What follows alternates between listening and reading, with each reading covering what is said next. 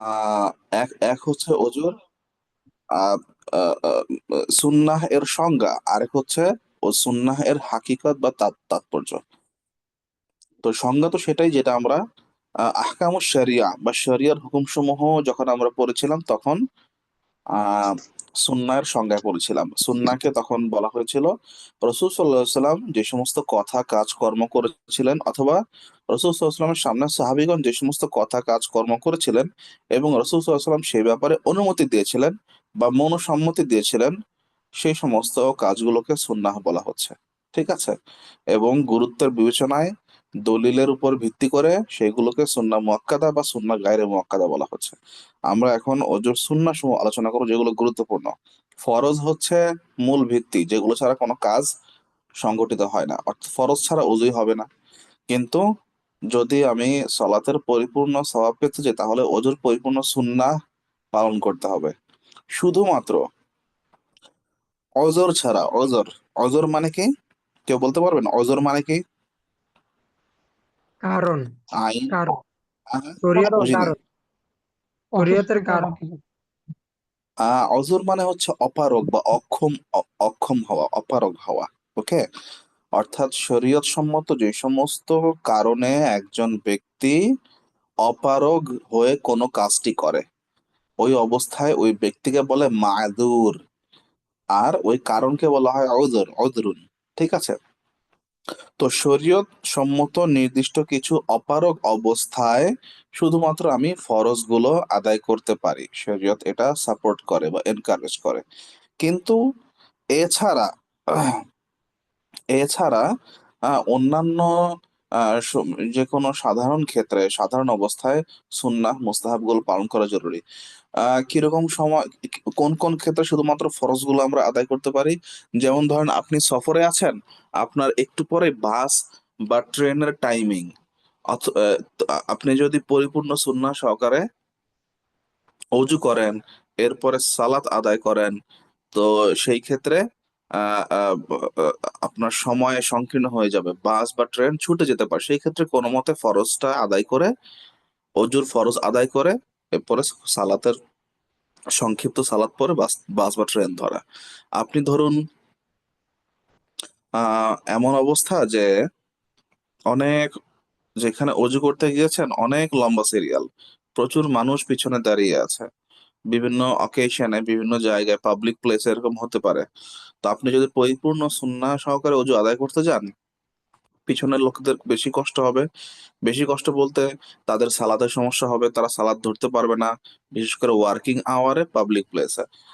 ধরেন পানি নাই, হ্যাঁ, তাহলে সুন্নাহ সহকারে অজু আদায় করতে গেলে পর্যাপ্ত পানি থাকা প্রয়োজন। তো সেক্ষেত্রে শুধুমাত্র ফরজ গুলো আদায় করবে। তো এই সমস্ত ক্ষেত্রে অজুর ফরজ গুলো আপনি আদায় করতে পারেন। আমরা একটু সুন্নাহ গুলো পড়বো, একজন রিডিং পড়তে হবে। কে রিডিং পড়বেন? উস্তাদ আমি পড়বো। জি, পড়ুন।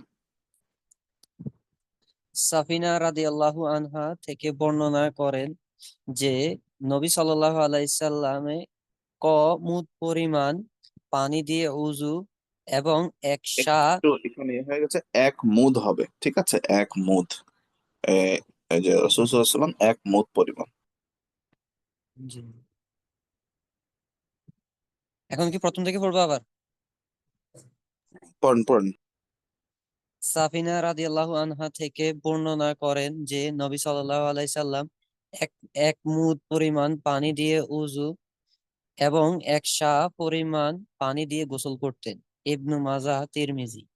বিসমিল্লাহির রহমানির রহিম বলে উযু শুরু করা, উভয় হাত কবজি সহ ধোয়া।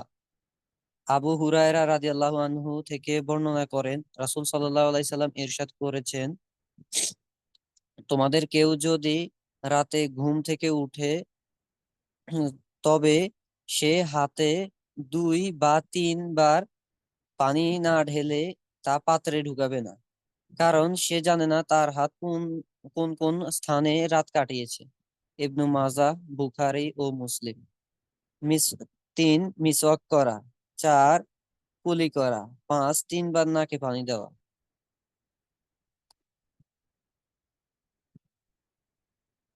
আচ্ছা, দেখুন আমরা এখানে প্রথমে বিসমিল্লাহ বলে ওযু শুরু করবে, এরপরে উভয় হাত কবজি সহ ধুবে। ঠিক আছে? উভয় হাত কবজি সহ যখন ধুবে, তখন এইটা কিন্তু একটু ইখতিলাফ রয়েছে, আমরা ইখতিলাফ মূলক মাসালা এখন যাচ্ছি না, মূল জিনিসটা বর্ণনা করছি। হাদিসের মধ্যে এবং বিভিন্ন বর্ণনায় রয়েছে, কোরআনের আয়াতের মধ্যে আমরা যখন দেখেছি অজুর ফরজ গুলো কোনগুলো, তো অজুর ফরজ গুলো হচ্ছে কোনই সহদরা ইলাল মারাফিক।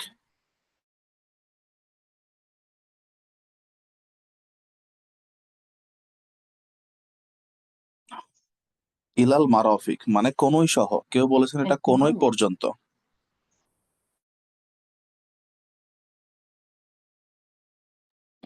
তো তাহলে ইলাল মারাফিক কোন ইমামগণ বলেছেন কোনই সহ, কোন ইমামগণ বলেছেন কোনই পর্যন্ত। কোনই পর্যন্ত মানে কি আপনাকে পুরা কোনই ধুইতে হবে না। আর কোনই সহ মানে কি হাতের যে কোনই আছে, এই পুরা কোনই সহ, অর্থাৎ হাত কোনইর একটু উপর পর্যন্ত ধুইতে হবে আপনাকে। তো তাহলে জমহুর বা অধিকাংশ ফকিহদের মত হচ্ছে, বা রাজে অগ্রগণ্য কল, যে যাকে বলা হয় অগ্রগণ্য কল, এস্টাবলিশড মত, এস্টাবলিশড অপিনিয়ন, তা হচ্ছে কোনই সহ আমি ধুবো। ওকে, কিন্তু কিছু ইখতিলাফ রয়েছে, যেটা আমি বলে দিলাম সেটা কি, তা হচ্ছে কোনই সহ এবং কোনই পর্যন্ত, দুই বর্ণনায় হাদিসে আছে, কোনই সহ এবং কোনই পর্যন্ত। আর প্রতিষ্ঠিত মত কি? প্রতিষ্ঠিত মত হচ্ছে কোনই সহ। তাহলে উজু করার সময় আপনাকে ধুইতে হবে কোনই সহ। ওকে, এক নাম্বার বিষয়। দুই নাম্বার বিষয় হচ্ছে, এইটা শুধুমাত্র অজুর ক্ষেত্রে না, এইটা যে কোনো ক্ষেত্রে এটা হতে পারে। আপনি দিনের বেলা বা রাত্রের বেলা ঘুমিয়েছেন, জার্নিতে ঘুমিয়েছেন, ঠিক আছে, সেই ক্ষেত্রেও কি হতে পারে। সেটা কি, যে ঘুমানোর পরে আপনি যখন উঠবেন, উঠে সাথে সাথে পাত্রে হাত না ঢুকানো, পানির পাত্রে হাত না ঢুকানো, বরং কবজি পর্যন্ত বা কমসে কম 2 হাত পানিতে ধুয়ে নেওয়া, কবজি পর্যন্ত 2 হাত পানিতে ধুয়ে নেওয়া। এর কারণ কি? এর কারণ হচ্ছে হাদিসের মধ্যে ক্লিয়ারলি উল্লেখ আছে যে আপনি জানেন না যে আপনি রাত্রে কোথায় কাটিয়েছেন, মানে আপনার হাত কোথায় গিয়েছে। এতে কোনো নাপাক লাগতে পারে, হ্যাঁ, লজ্জাস্থানে লাগতে পারে। তো সেই ক্ষেত্রে উত্তম হচ্ছে পাত্রের মধ্যে হাত না ঢুকিয়ে আগেই 2 হাত কবজি সহ ধুয়ে নিয়ে এরপরে আহ আহ, পরিপূর্ণ অজু শুরু করা। আর মিসওয়াকের বর্ণনা তো গিয়েছে, যে মিসওয়াকের বর্ণনায় আমরা জেনেছি মিসওয়াক যদি থাকে তো মিসওয়াক করবে, মিসওয়াক না থাকলে আঙ্গুল দ্বারা মিসওয়াক করলে তা আদায় হবে। কুলি করা, নাকে পানি দেওয়া, এই সবগুলো হচ্ছে সুন্নত। প্রথম দিকে একটা হাদিস গিয়েছে, 1 মুদ পরিমাণ পানি দিয়ে অজু, আর 1 সা দিয়ে পানি দিয়ে, 1 সা পরিমাণ পানি দিয়ে গোসল করা। এইটা ছিল তৎকালীন সময়ে আরবদের মধ্যে পানির পরিমাপের একক, এবং এই পরিমাপের এককটা এখনো সংরক্ষিত আছে। ওকে, 1 মুদ মানে কি, আর 1 স মানে কি। এটা মুদ, মিম দাল মুদ, আর সদ আলিফ আইন তাহলে 1 মুদ পরিমাণে বিভিন্ন বর্ণনা রয়েছে। 1 মুদ পরিমাণ হচ্ছে 600 গ্রাম, 1 মুদ পরিমাণ 600 গ্রাম। আর 1 স পরিমাণ প্রায় 2.5 কেজি। কোন কোন ইমামগণ বলেছেন 3.25 কেজি, 3.25 কেজি পর্যন্ত বর্ণনা আছে। ঠিক আছে, তাহলে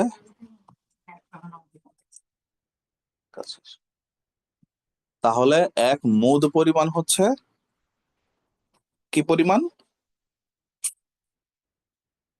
1 মুদ পরিমাণ কতটুকু? 600 গ্রাম। 600 গ্রাম। হ্যাঁ, মুখস্থ রাখতে হবে। এইটা শুধুমাত্র অজুর ক্ষেত্রে না, বিভিন্ন ক্ষেত্রে আসতে পারে। আর 1 স পরিমাণ হচ্ছে 2 কেজি 40 গ্রাম, 2.5 কেজি, 2 কেজি 40 গ্রাম, 3.25 কেজি, বিভিন্ন বর্ণনা রয়েছে। ওকে, ওস্তাদ 2 কেজি 40 গ্রাম নাকি 2 কেজি 400 গ্রাম? 40 গ্রাম থেকে শুরু করে 2.5 কেজি, 4.25 কেজি, বিভিন্ন বর্ণনা রয়েছে, এতটুকুই। বিভিন্ন আরব শায়েখরা আরো বাড়তিও বলেছেন, কিন্তু প্রসিদ্ধ বর্ণনা কিন্তু আমরা বললাম। ঠিক আছে।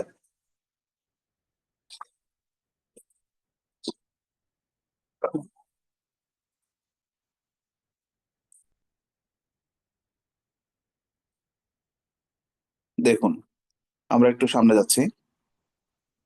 এখন আসেন যে প্রশ্ন আসতে পারে একটা, যে তাহলে কি এক মুদ পরিমাণ পানি দিয়ে অজু অথবা এক সোয়া পরিমাণ পানি দিয়ে গোসল যদি আমি না করি, হ্যাঁ, এর চেয়ে বেশি ব্যবহার করি, তাহলে কি তা অপচয় হবে? কি বলেন আপনারা? জি। একদম বেশি ব্যবহার করলে অপচয় হবে আর কি, প্রয়োজনের বাইরে ব্যবহার করলে। প্রয়োজন মানে?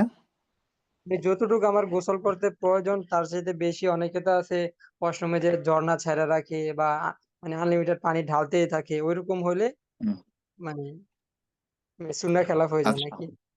জি। আচ্ছা, দেখুন, এটা একটা গুরুত্বপূর্ণ বিষয়। মোটামুটি উত্তর কাছাকাছি হয়েছে। প্রয়োজন বলতে এটাকে বলা হয় আন্দাজ বা মানুষের স্বাভাবিক ফিতরত। যে আপনার হয়তো বা আড়াই তিন কেজি হলো রসুল সাল্লাল্লাহু আলাইহি ওয়াসাল্লাম করতেন। তো এরকম হুবহু মেপে মেপে করার প্রয়োজন নাই।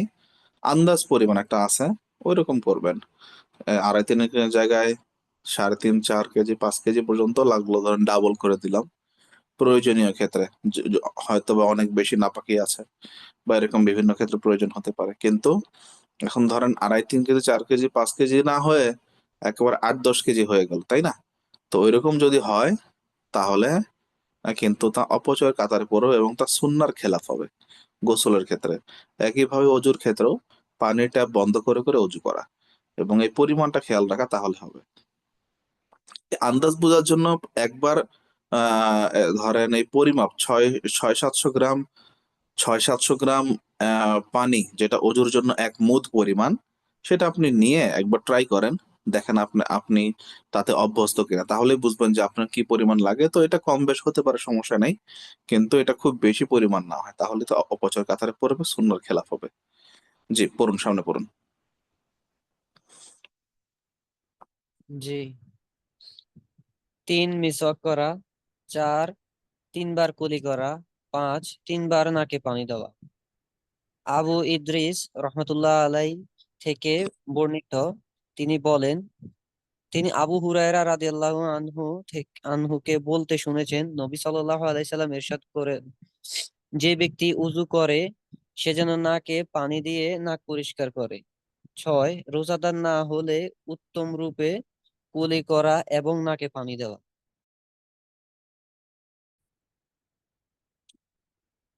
সহিহুল বুখারী সহ বিভিন্ন হাদিসের কিতাবে একবার, দুইবার, তিনবার বর্ণনা এসেছে। 3 বার এসেছে, এটা 3 বার পর্যন্ত সুন্নাহ, এটা প্রমাণের জন্য 3 বারের বেশি সুন্নাহর খেলাফ এবং তা অপচয় সামিল। সেটা চেহারা হোক, হাত হোক, পা হোক, কুলি করা হোক, নাকে পানি দেওয়া হোক। ওকে। 2 বার এসেছে যে কেউ যদি মনে না করে যে 2 বার করা যাবে না বা 2 বার করা অনুত্তম, এটা যাতে কেউ মনে না করে, এই জন্য রসুলাম 2 বার করেও অঙ্গসমূহ ধৌত করেছেন। আর একবার হচ্ছে মিনিমাম, যে একবার করলেই ফরজ আদায় হয়ে যায়, এটা উম্মতকে বোঝানোর জন্য। পড়ুন। 7 দাড়ি ঘন হলে তা খিলাল করা। হাসান ইবনু বিল্লাল রাহিমাহুল্লাহ বর্ণনা করেন যে, আম্মার ইবনু ইয়াসির রাদিয়াল্লাহু আনহুকে দেখলাম তিনি উযু করছেন। সে সময় তিনি দাড়ি খেলাল করলেন। আমি তাকে বললাম, বর্ণনা বর্ণনান্তরে তাকে বলা হলো, আপনি দাড়ি খিলাল করছেন? তিনি বললেন, রাসূল সাল্লাল্লাহু আলাইহি সাল্লামকে আমি দাড়ি খিলাল করতে দেখেছি, সুতরাং আমি তা থেকে বিরত থাকবো কেন? ইবনু মাজাহ, তিরমিজি। দাড়ি ঘন কিভাবে বুঝবো আমি বলেছিলাম আপনাদেরকে, জি ওস্তাদ বা আপনারা বলেছিলেন। জানেন কিনা, কি জি, বলেন তো? যে চামড়া দেখা যায় কিনা, পাতলা দাড়ি যেটাতে মুখের চামড়া দেখা যায় ওইটা হচ্ছে পাতলা, আর ঘন হচ্ছে যে চামড়াটা দেখা যায় না, দাড়ির স্থানে যে চামড়াটা। জি। আর তখন আমরা দাড়ি খেলা করে ফেলবো এই অনুযায়ী।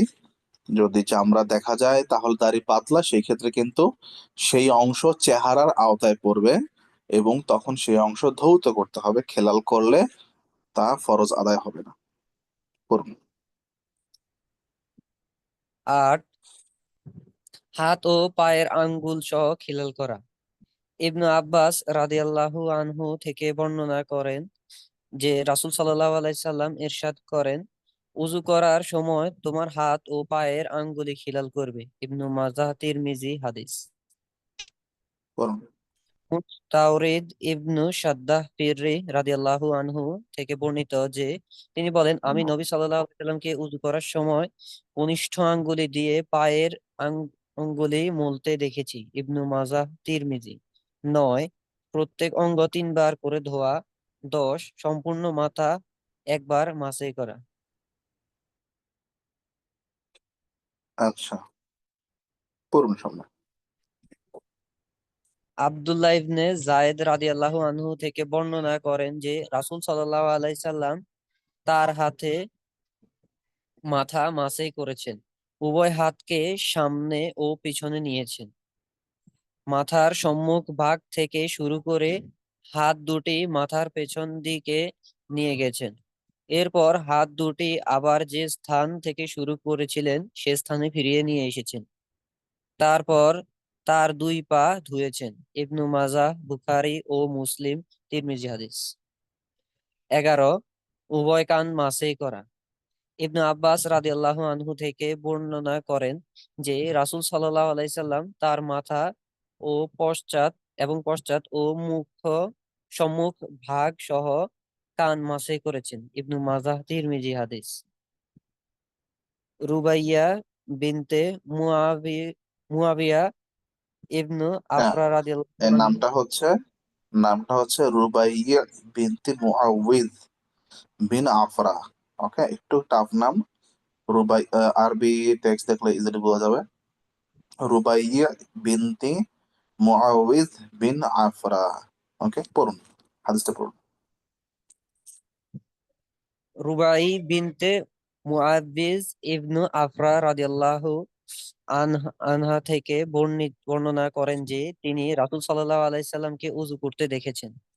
রুবাইয়ে বলেন, তিনি তার মাথার সম্মুখ ভাগ ও পশ্চাৎ কানপট্টি এবং তার 2 কান একবার মাসে করলেন। তিরমিজি। 12, প্রত্যেক অঙ্গ ধোয়ার সময় উত্তম রূপে ধোয়া। 13, অঙ্গসমূহ ক্রমানুসারে ধোয়া। 14, ওযুর নিয়ত করা। 15, এক অঙ্গ শুকানোর পূর্বেই অপর অঙ্গ ধোয়া।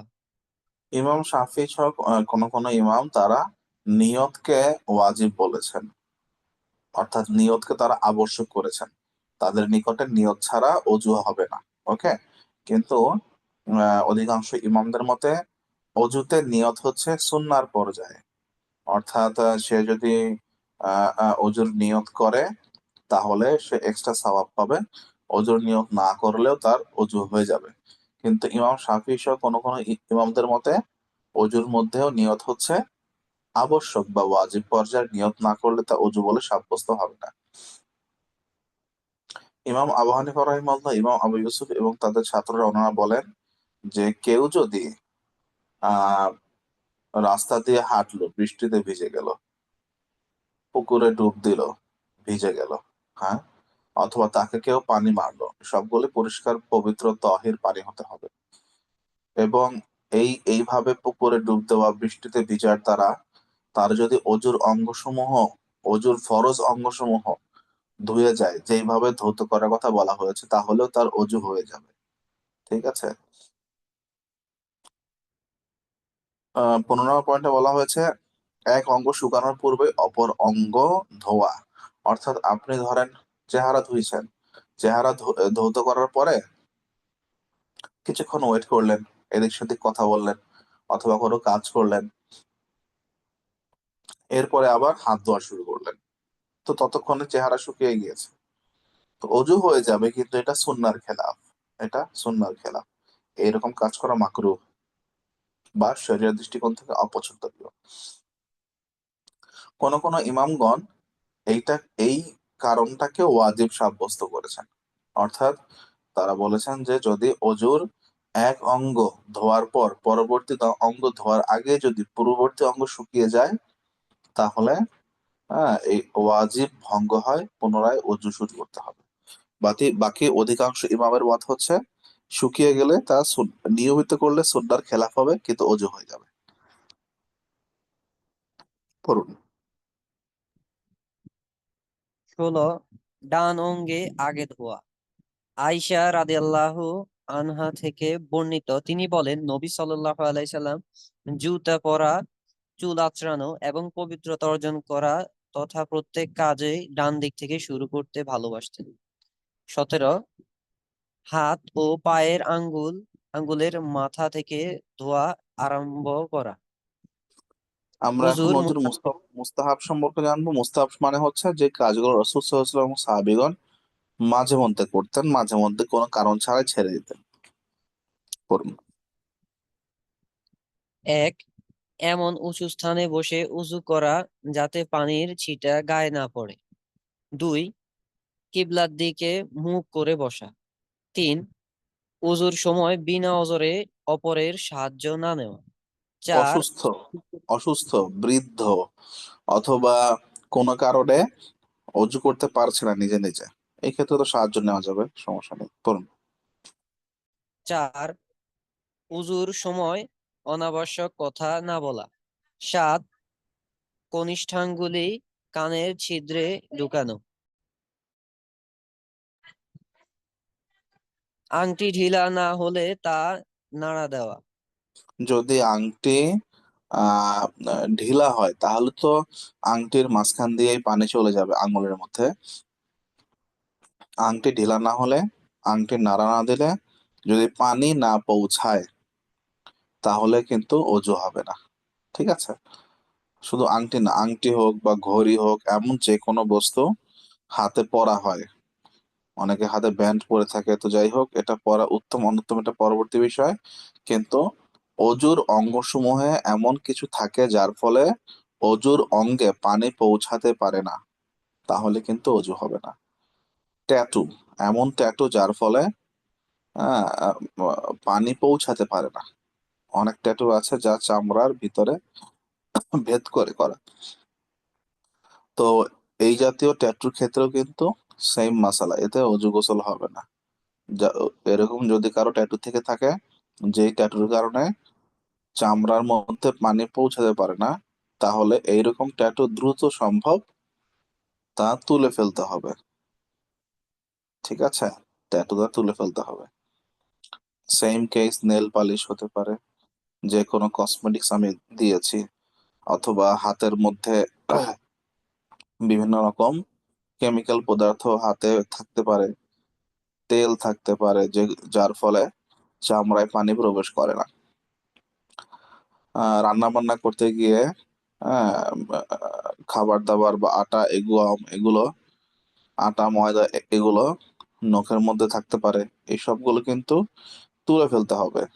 যদি পানি না যায় এই সমস্ত কারণে, তাহলে অজু হবে না। পড়ুন। 9 ডান হাতে পানি নিয়ে কুলি করা ও নাকে পানি দেওয়া। 10 বাম হাত দিয়ে নাক সাফ করা। 11 মাজুর না হলে ওয়াক্ত আসার আগেই উজু করা। 12 উজুর পর কালেমায়ে শাহাদাত পড়া। 13 সবশেষে দোয়া পড়া। মাযুর না হলে ওয়াক্ত আসার আগে অজু করা মানে হচ্ছে এটা অজুর মুস্তাহাবের মধ্যে একটা। ওয়াক্ত আসার পূর্বে অজু করে নামাজের প্রস্তুতি নেওয়া, কমপক্ষে ওয়াক্তের শুরুতেই। আর যারা মাজুর, তাদের কিন্তু প্রত্যেক ওয়াক্তে অজু করতে হয়। যেমন ধরেন, আহ কোনো ব্যক্তি এত অসুস্থ যে তাকে স্যালাইন দেওয়া হচ্ছে নিয়মিত, অথবা তার শরীর থেকে নিয়মিত রক্ত প্রবাহিত হচ্ছে, অথবা তার পেশাবের রাস্তা দিয়ে নিয়মিত পেশাব বের হচ্ছে রেগুলার, এই পরিমাণ অসুস্থ, অথবা কোনো মহিলা তার ইস্তেহাজার সমস্যা আছে, সেই ক্ষেত্রে তার অনবরত রক্ত প্রবাহিত হচ্ছে, তো এই সমস্ত লোকেরা হচ্ছে মাজুর। আর মাজুর ব্যক্তি, মাজুর মানে অপারগ, অক্ষম, নির্দিষ্ট কোনো কাজের ক্ষেত্রে, নির্দিষ্ট কোনো কারণে। তো যেহেতু এই জাতীয় পুরুষ মহিলারা মাজুর, ওনারা প্রত্যেক ওয়াক্তে নতুন করে অজু করবেন, অর্থাৎ এক ওয়াক্তের অজু দিয়ে আরেক ওয়াক্ত সালাত আদায় করতে পারবেন না। ওয়াক্তের শুরুতে অজু করবেন, ওইটা দিয়ে ওই ওয়াক্তে যত ইচ্ছা সালাত কোরআন তেলাওয়াত করতে পারবেন। মাজুর ব্যক্তিরা নতুন ওয়াক্ত শুরু হলে অটোমেটিক্যালি অজু ভেঙে যায়, আবার অজু করতে হয়, যেহেতু তারা মাজুর।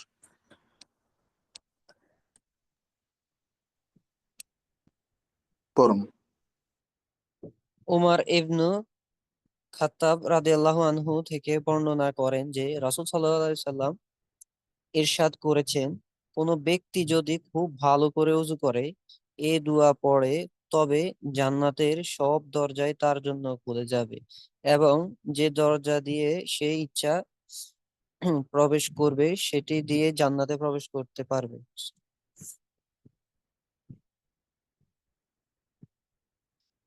আমি সাক্ষ্য দি আমি দোয়াটা পড়েন না, সহজ দোয়া।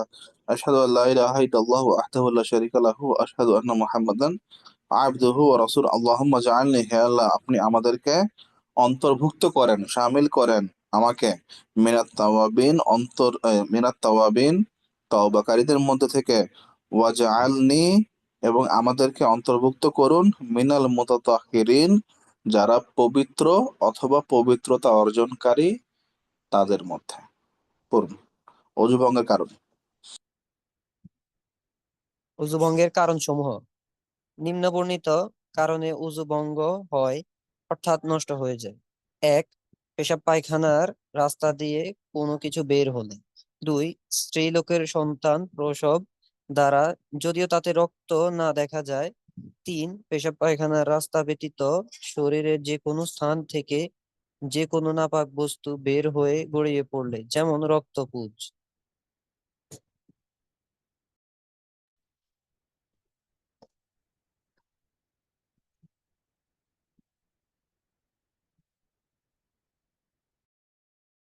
দেখুন, পেশাব বা পায়খানার রাস্তা দিয়ে যদি কিছু বের হয়, এটা রক্ত হতে পারে, পুজ হতে পারে, যে কোনো কৃমি হতে পারে, ঠিক আছে, যে কোনো বস্তু হতে পারে, যে কোনো তরল পদার্থ বা পানি হতে পারে, পেশাব হতে পারে, বীর্য হতে পারে, পায়খানা হতে পারে, সবকিছুই কিন্তু অজু ভেঙে যাবে পেশাব বা পায়খানার রাস্তা দিয়ে বের হলে। আচ্ছা, স্ত্রীলোকের সন্তান প্রসব দ্বারা, যখন কারো সন্তান প্রসব হয় তখন ওই স্ত্রীলোকের নেফাসের অবস্থা শুরু হয়। এখন যদি রক্ত না দেখা যায়, অল্প সময় হলো নেফাসের অবস্থা থাকে। তো যাই হোক, রক্ত দেখা যাক বা না যাক, অর্থাৎ নেফাসের সময় অল্প হোক বা বেশি হোক, সর্বোচ্চ সময় নেফাসের 40 দিন। তো স্ত্রী সন্তান প্রসবের মাধ্যমে অজু ভেঙে যায়। অর্থাৎ যদি ওই ওই আহ আহ, আহ, মহিলা অজু অবস্থায় থাকে ডেলিভারির সময়, সন্তান প্রসবের দ্বারা তার অজু ভেঙে যায়। এরপরে হচ্ছে পেশাব পায়খানা রাস্তা ব্যতীত শরীরের যে কোনো স্থান থেকে যে কোনো নাপাক বস্তু বের হয়ে গেলে, যেমন রক্ত বা পুজ। অজু করতে গিয়ে, মেসওয়াক করতে গিয়ে রক্ত বের হতে পারে, ঠিক আছে, অথবা শরীরের যে কোনো জায়গায় টিউমারের মতো অথবা এই জাতীয় যে কোনো পুজ জমা হতে পারে, কোনো জায়গায় কেটে গেলে রক্ত বের হতে পারে, রক্ত বের হয়ে গড়িয়ে যেতে পারে। হ্যাঁ, নাক বা চোখ দিয়ে রক্ত বের হতে পারে। এই সমস্ত কিছুই কিন্তু অজু ভঙ্গের কারণ। এরকম যদি হয় যে কোনো এক জায়গায় ইনজুর্ড হয়েছে, ওইখানে রক্ত বের হয়েছে, অল্প রক্ত বের হয়েছে, আর ওই অল্প রক্ত বের হওয়ার ফলে আপনি ওইটা টিস্যু টিস্যু দিয়ে মুছে ফেলেছেন, এরপর আবার একটু রক্ত বের হয়েছে, আবার টিস্যু দিয়ে মুছে ফেলেছেন, এইভাবে করে 4-5 বার রক্ত বের হলো। প্রত্যেকবারই আপনি ওই রক্ত আহত স্থান থেকে টিস্যু দিয়ে মুছে ফেললেন। তাহলে এই রক্ত যদি আপনি মুছে না ফেলতেন, সেই রক্ত কি গড়িয়ে পড়তো? যদি রক্ত গড়িয়ে পড়তো মুছে না ফেললে, তাহলে অজু ভেঙে যাবে। আর যদি সামান্য পরিমাণ রক্ত বের হয় আর গড়িয়ে না পড়ে, এরকম অবস্থা হয়, তাহলে অজু ভাঙবে না। পড়ুন। ৪. থুতু, কাশি ব্যতীত বমির সাথে রক্ত, পুজ, খাদ্য অথবা অন্য কিছু বের হলে এবং মুখ ভরে বমি হলে। ৫. থুতুর সাথে রক্ত এলে এবং রক্তের পরিমাণ বেশি বা সমান হলে, চিত হয়ে, কাত হয়ে অথবা ঠেস দিয়ে ঠেস দিয়ে ঘুমালে। ৭. বেহুশ হলে। ৮. পাগল হলে। ৯. নেশাগ্রস্ত হলে। ১০. জানাজার নামাজ ব্যতীত অন্য কোনো নামাজে অট্টহাসি দিলে।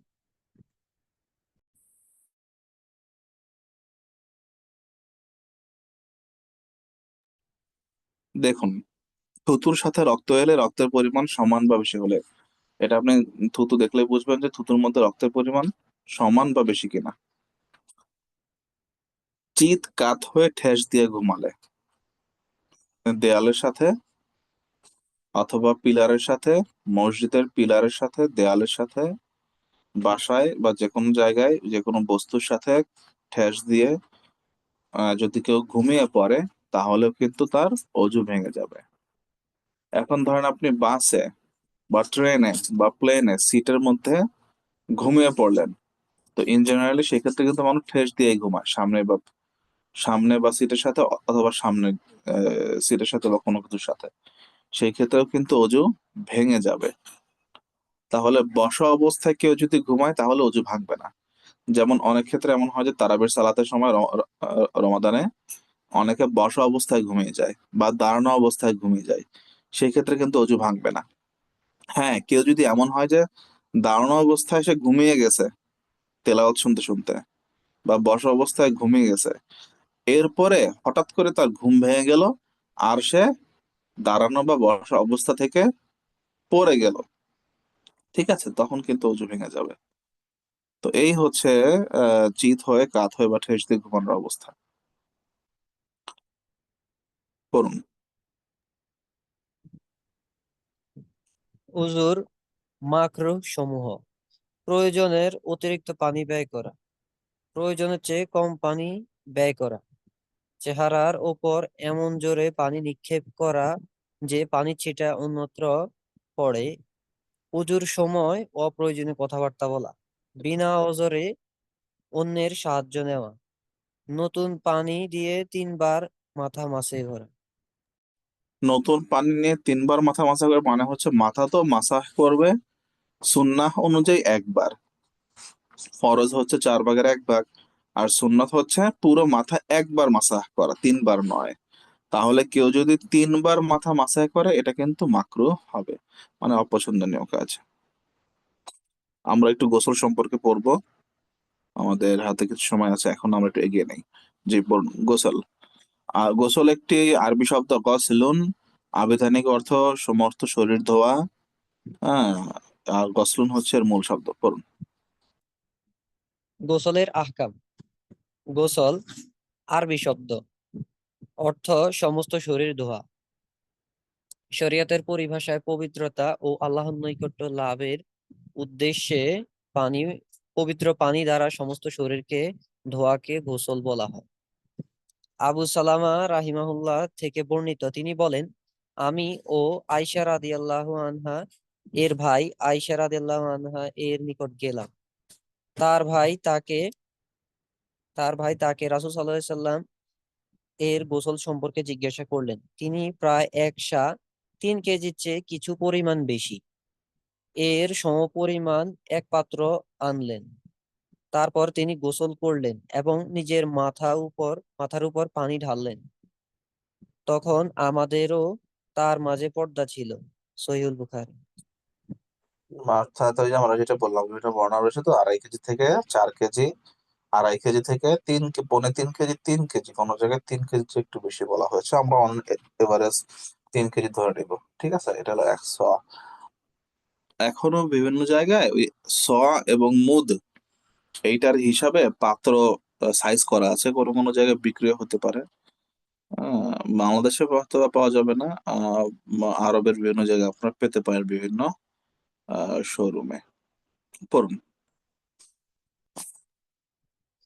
গোসলের প্রকারভেদ: ফরজ গোসল, জানাবাতের পরের গোসল। আয়েশা রাদিয়াল্লাহু আনহা থেকে বর্ণিত যে নবী সাল্লাল্লাহু আলাইহি ওয়াসাল্লাম যখন জানাবাতের গোসল করতেন, তখন প্রথমে তার হাত দুটো ধুয়ে নিতেন, তারপর সালাতের অজুর মতো অজু করতেন। তারপর তার আঙ্গুলগুলো পানিতে ডুবিয়ে তিনি চুলের গোড়া খিলাল করতেন। তারপর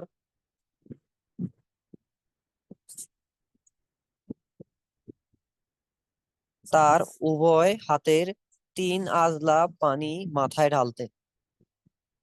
তারপর তার সারা দেহের উপর পানি পৌঁছিয়ে দিতেন। আব্দুল্লাহ ইবনু মুগাফফাল রাদিয়াল্লাহু আনহু থেকে বর্ণনা করেন যে রাসূল সাল্লাল্লাহু আলাইহি ওয়াসাল্লাম গোসলখানায় পেশাব করতে নিষেধ করেছেন। তিনি বলেছেন, সাধারণত এই থেকেই ওয়াসওয়াসার সৃষ্টি হয়ে থাকে। ইবনু মাজাহ, তিরমিজি।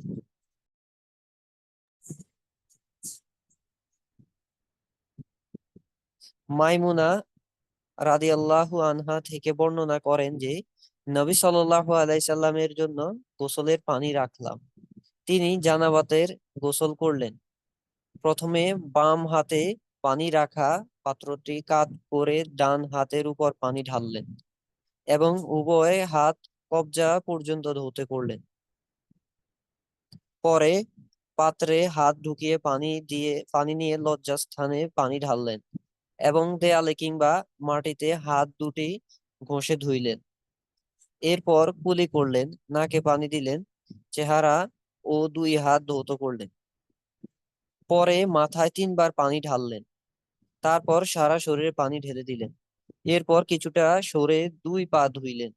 ইবনু মাজাহ, তিরমিজি। 2, হাইজ বন্ধ হওয়ার পরের গোসল।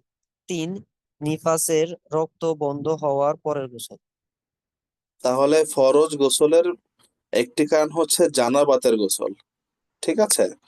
জানাবাতের গোসল একটি হচ্ছে হায়েজ বন্ধ হওয়ার পরের গোসল। তাহলে হায়েজ বন্ধ হলে এরপরে গোসল করা তার জন্য আবশ্যক হয়, ওয়াজিব। আর হচ্ছে নিফাসের রক্ত বন্ধ হওয়ার পরের গোসল। নিফাস বাচ্চা বের হওয়ার, বাচ্চা প্রসব হওয়ার পর থেকে 40 দিন সর্বোচ্চ নিফাসের সময়। ইনশাল্লাহ আমরা হায়েজ এবং নিফাসের আহকাম সম্পর্কে বিস্তারিত জানবো সামনে। তো তাহলে হায়েজের রক্ত যখন বন্ধ হয়, নিফাসের রক্ত যখন বন্ধ হয় এবং জানাবাত, এই কারণগুলো হচ্ছে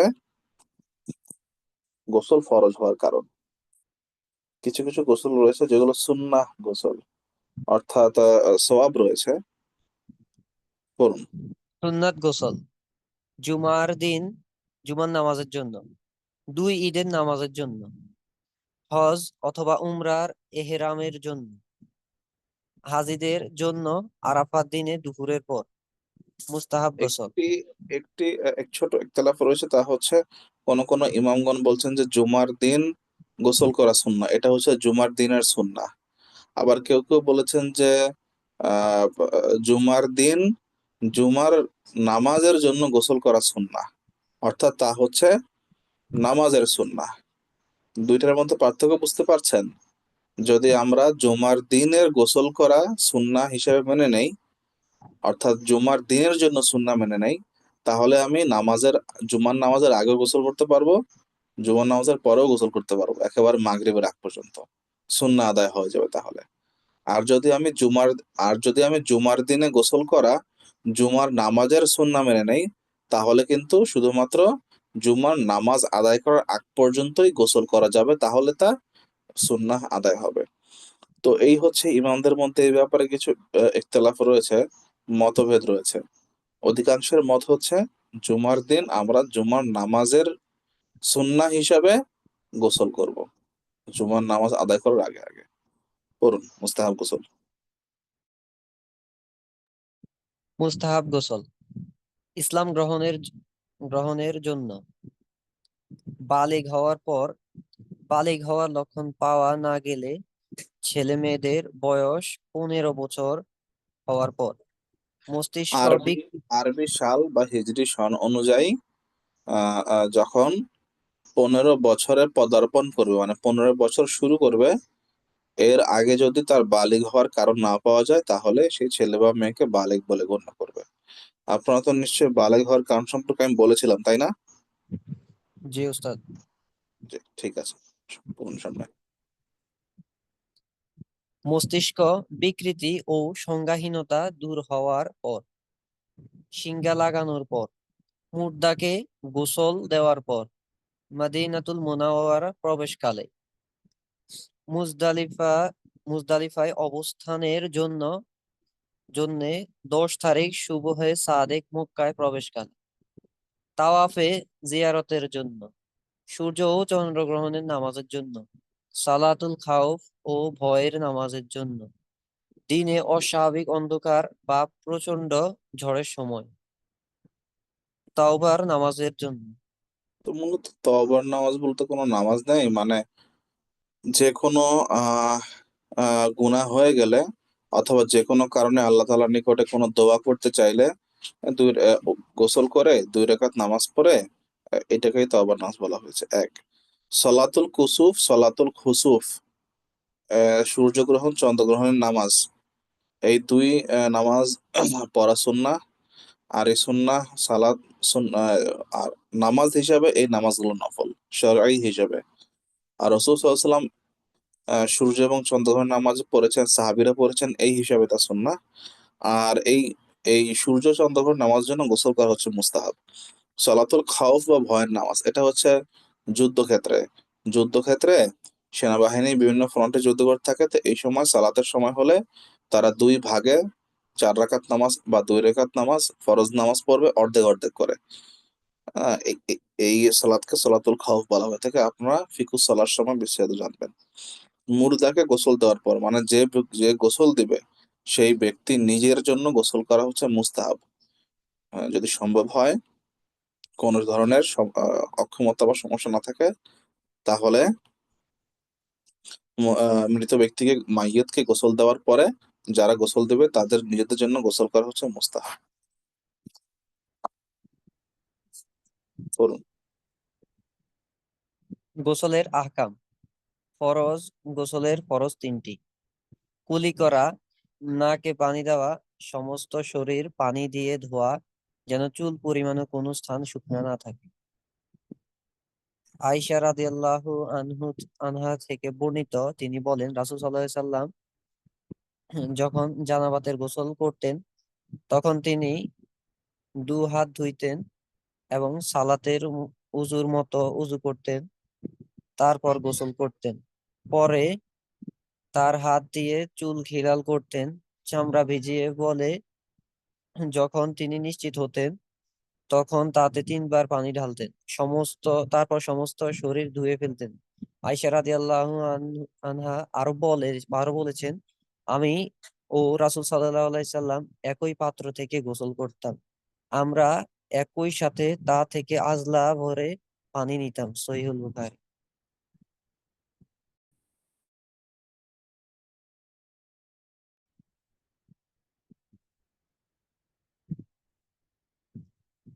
লজ্জাস্থান ধোয়া। উজু করা, সারা শরীরে 3 বার পানি দিয়ে ধোয়া। আবু জা আবু জাফর রাহিমাহুল্লাহ থেকে বর্ণিত, তিনি বলেন, আমাকে জাবির রাদিয়াল্লাহু আনহু বলেছেন, আমার কাছে তোমার চাচাতো ভাই অর্থাৎ হাসান ইবনু মুহাম্মদ ইবনু হানাফিয়া এসেছিলেন। তিনি জিজ্ঞেস করলেন, জানাবাতের গোসল কিভাবে করতে হয়?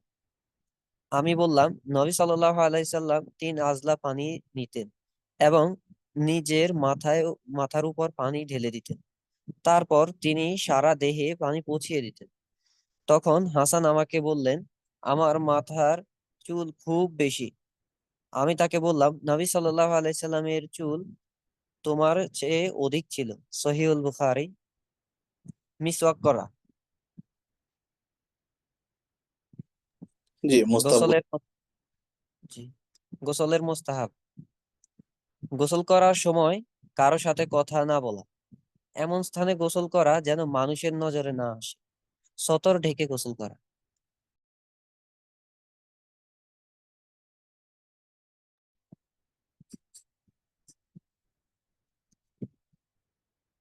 গোসল ওয়াজিব হওয়ার কারণ: 1. ইহতিলাম, সহবাস ব্যতিরেকে কামভাব সহ পুরুষ বা মহিলার বীর্য বের হলে, স্পর্শ দ্বারা হোক, দেখার দ্বারা হোক, স্বপ্নদোষ হোক, হস্তমৈথুন দ্বারা হোক, শোয়া অবস্থায় হোক বা জাগ্রত অবস্থায় হোক, গোসল করা ওয়াজিব। আলী রাদিয়াল্লাহু আনহু থেকে বর্ণনা করেন, আমি নবী সাল্লাল্লাহু আলাইহি সাল্লামকে মৌজি সম্পর্কে জিজ্ঞাসা করলে তিনি বললেন, মৌজি বের হলে ওযু করতে হবে আর মানি বের হলে গোসল করতে হবে। ইবনু মাজাহ, তিরমিজি। 2. স্ত্রী সহবাস করলে পুরুষ ও মহিলা উভয়ের উপর গোসল ওয়াজিব হবে, বীর্য হোক বা না হোক। আয়েশা রাদিয়াল্লাহু আনহা থেকে বর্ণনা করেন যে, মিলনকালে স্বামী স্ত্রীর খাতনা করার স্থানটুকু অতিক্রম হলেই গোসল ফরজ হয়। আমার ও রাসূল সাল্লাল্লাহু আলাইহি সাল্লাম এর মাঝে এরূপ হয়েছে, তখন আমরা গোসল করেছি। ইবনু মাজাহ, তিরমিজি। আয়েশা রাদিয়াল্লাহু আনহা থেকে বর্ণিত, তিনি বলেন, আমি ও নবী সাল্লাল্লাহু আলাইহি সাল্লাম একই পাত্রে কাদাহ থেকে পানি নিয়ে গোসল করতাম। সেই পাত্রকে ফারাক বলা হতো। সহিহ বুখারী। ৩, হাইজ বন্ধ হলে। ৪, নিফাস বন্ধ হলে। আচ্ছা, ঠিক আছে, আমাদের সময় তো শেষ হয়ে গিয়েছে। আমরা এইখান থেকে প্রশ্ন নেব ইনশাল্লাহ নেক্সট সেশনে। আপনারা কাইন্ডলি সেখান থেকে প্রশ্নগুলো একটু খেয়াল রাখবেন। আমাদের এই অংশটুকু প্রশ্ন আমরা নেক্সট দিন নেব, আর নেক্সট দিন ইনশাল্লাহ আমাদের পরবর্তী যে তায়াম্মুম, তায়াম্মুম হয়েছে আপনাদের তায়াম্মুমের মাসলা,